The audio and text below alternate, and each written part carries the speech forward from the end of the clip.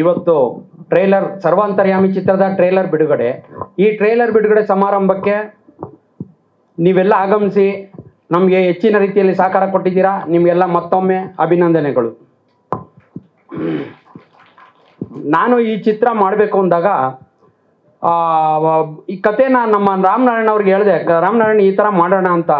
ಅವರು ಸ್ವಲ್ಪ ಇದು ಒಂದು ಸ್ವಲ್ಪ ಓಲ್ಡ್ ಥರ ಆಗ್ಬಿಡ್ತದೆ, ಇತ್ತೀಚಿಂದ ಯಾವ್ದಾದ್ರು ಲೇಟೆಸ್ಟ್ ಇಲ್ಲ, ಇದು ಚೆನ್ನಾಗಿದೆ, ಇದು ಬಂದ್ಬಿಟ್ಟು ಇತ್ತೀಗೆ ಮೊಬೈಲ್ ಇಲ್ಲದೆ ಯಾರೂ ಇರೋದಿಲ್ಲ. ಇವಾಗ ಗಂಡ ಹೆಂಡ್ತಿನ ಬಿಟ್ಟಿರ್ತಾಳೆ, ಹೆಂಡ್ತಿ ಗಂಡನ ಬಿಟ್ಟಿರ್ತಾನೆ. ಮೊಬೈಲ್ ಬಿಟ್ಟು ಯಾರೂ ಇರೋದಿಲ್ಲ ಒಂದೇ ಒಂದು ಗಂಟೆ. ನೀವು 1 ಗಂಟೆ ಎಲ್ಲರೂ ಈಗ ಮೊಬೈಲ್ ಆಫ್ ಮಾಡಿ ಆಗಲ್ಲ, ಯಾರೂ ಮಾಡಲ್ಲ. ಪರಿಸ್ಥಿತಿ ಇವತ್ತು ಹಂಗಿದೆ. ನಾವು ಮೊಬೈಲ್ಗೆ ಅಷ್ಟು ಅಡಿಕ್ಟ್ ಆಗಿಬಿಟ್ಟಿದ್ದೀವಿ.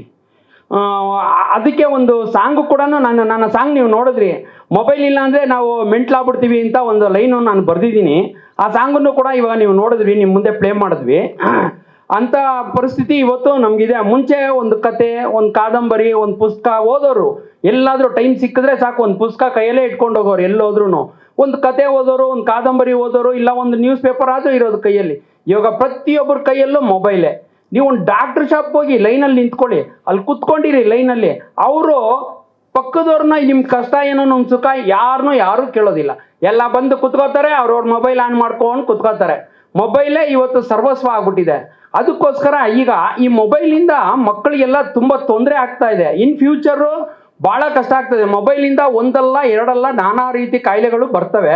ಅದೇ ಆ ಒಂದು ಸಾಂಗನ್ನು ಇವಾಗ ಕೇಳಿದ್ರಿ, ಮೊಬೈಲಿಂದ ಕಣ್ಣು, ಕಿವಿ, ಕಿಡ್ನಿ ಎಲ್ಲ ಫೇಲ್ಯೂರು ಅಂತ ಅಂದ್ಬಿಟ್ಟು ನಾನು ಒಂದು ಸಾಂಗನ್ನು ಒಂದು ಬರೆದಿದ್ದೀನಿ. ಇನ್ನು ಫ್ಯೂಚರಲ್ಲಿ ಅದರಿಂದ ಭಾಳ ತೊಂದರೆ ಆಗ್ಬೋದು ಅಂತ ಒಂದು ನನ್ನ ಅನಿಸಿಕೆ. ಮತ್ತು ಒಂದು ಕೆಲವು ರಾಜ್ಯಗಳಲ್ಲಿ ನೋಡಿದೆ, ಟಿ ವಿಯಲ್ಲಿ ಬರುವಂಥ ಒಂದು ಇದನ್ನು ನೋಡ್ಬಿಟ್ಟು ಅವರು ಈ ಮೊಬೈಲ್ಗಳನ್ನು, ಮೊನ್ನೆನೂ ಉತ್ತರ ಪ್ರದೇಶದಲ್ಲಿ ಮೊಬೈಲ್ಗಳೆಲ್ಲ ಹುಡುಗರೆಲ್ಲ ಸೇರಿಕೊಂಡು ಒಂದು ಊರಲ್ಲಿ ಅವರು ಎಲ್ಲರ ಮೊಬೈಲ್ನ ಸ್ಮಾರ್ಟ್ಫೋನ್ಗಳನ್ನೆಲ್ಲ ಹೊಡೆದಾಕಿದ್ದಾರೆ. ಎಲ್ಲ ಸ್ಮಾರ್ಟ್ಫೋನ್ ಹೊಡೆದಾಕ್ಬಿಟ್ಟು ಅವರು ಎಲ್ಲ ಬಂದ್ಬಿಟ್ಟು ಕೀಪ್ಯಾಡ್ ಫೋನ್ನ ಯೂಸ್ ಮಾಡಬೇಕು ಅಂತ ತೀರ್ಮಾನ ಮಾಡಿದ್ದಾರೆ.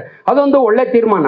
ಮತ್ತು ಇನ್ನೂ ಒಂದು ಕೆಲವೊಂದು ಹಳ್ಳಿಗಳಲ್ಲಿ ಒಂದು ಟೈಮಿಂಗ್ಸು, ಮಕ್ಕಳು ಎಕ್ಸಾಮ್ ಟೈಮಲ್ಲಿ ಮೊಬೈಲ್ಗಳು ಯೂಸ್ ಮಾಡಬಾರ್ದು, ಒಂದು ಸಂಜೆ 4 ಗಂಟೆಯಿಂದ ರಾತ್ರಿ 10 ಗಂಟೆವರೆಗೂ ಯೂಸ್ ಮಾಡಬಾರ್ದು ಯಾರು ಅಂತ ಹೇಳ್ಬಿಟ್ಟು ಅದೊಂದು ಕಂಡೀಷನ್ ಮಾಡಿದ್ದಾರೆ ಕೆಲವೊಂದು ಊರುಗಳಲ್ಲಿ.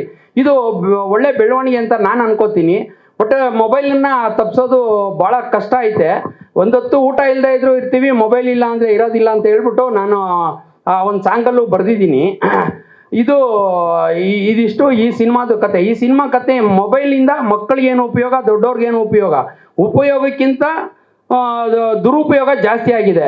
ಪ್ರತಿಯೊಬ್ಬರಿಗೂ, ಮಕ್ಕಳಿಗೂ ಅಷ್ಟೇ, ದೊಡ್ಡವ್ರಿಗೂ ಅಷ್ಟೇ. ಇವಾಗ ನಾವು ಒಂದು ಸಿನಿಮಾಗೆ ಹೋದರೆ ಒಂದು ದೊಡ್ಡವ್ರ ಸಿನಿಮಾ, ವಯಸ್ಕರ ಸಿನಿಮಾ ಅಂತ ಇರುತ್ತೆ, ಸಿನಿಮಾ, ಅದು ದೊಡ್ಡವ್ರು ಮಾತ್ರ ನೋಡಬೇಕು, ಚಿಕ್ಕ ಮಕ್ಕಳು ನೋಡೋಂಗಿಲ್ಲ.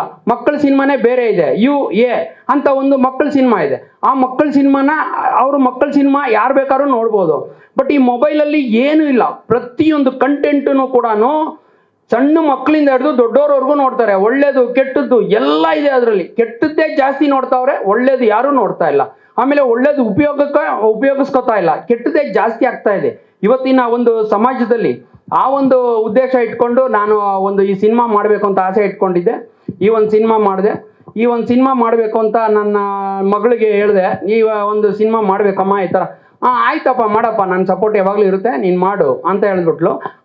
ನನ್ನ ಮಗಳು ಆ್ಯಕ್ಚುಲಿ ಸಾಫ್ಟ್ವೇರ್ ಇಂಜಿನಿಯರ್. ಅವಳು ಸಪೋರ್ಟಿಂದ ಈ ಸಿನಿಮಾ ಮಾಡೋಕ್ಕಾಯ್ತು.